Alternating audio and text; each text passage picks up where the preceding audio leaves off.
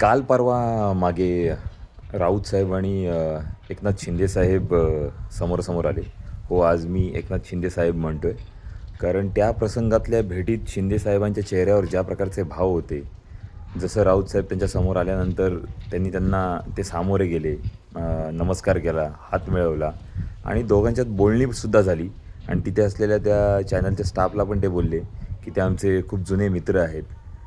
एकंदरीत ते पाहत असं वाटत होतं की शिंदेसाहेबांच्या मनात कधीच असं नव्हतं.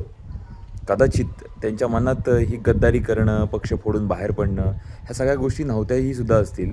कारण सोशल मीडिया एखाद्या व्यक्तीच्या बाबतीत, एखाद्या इन्सिडेंटच्या बाबतीत ज्या प्रकारे प्रेझेंट होतात, ज्या प्रकारचा विचार प्रवाह तयार करतात, ज्यामुळे तुमच्या आणि माझ्या मनात एखाद्या व्यक्तीबद्दलचे विचार तयार होतात.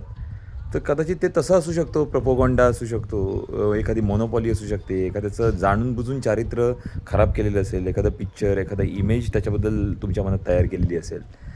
तर तो प्रसंग कदाचित शिंदे साहेबांसाठी सुद्धा बाका होता आणि त्याचा परिणाम त्यांच्या चेहऱ्यावर त्या प्रसंगात दिसत होता, असं मला तरी वाटलं तो प्रसंग बघताना. असं मी त्या प्रसंगाकडे बघितलं एकंदरीत.